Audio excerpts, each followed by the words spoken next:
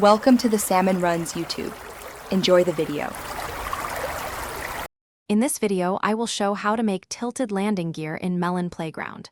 First, select a standard landing gear from your inventory. Place it firmly onto your contraption's base, ensuring it is well connected. This initial placement is crucial for stability before we begin any modifications. Make sure it's centered or positioned where you want the main support.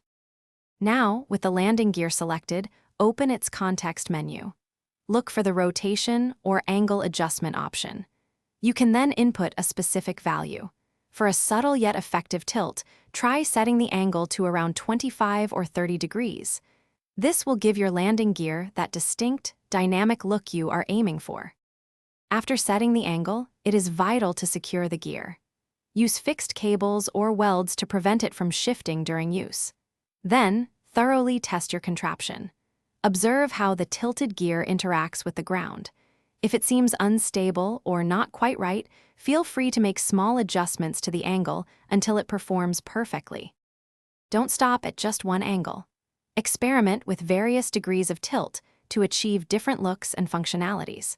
For larger or heavier creations, consider incorporating 2 or even 4 tilted landing gears for enhanced support.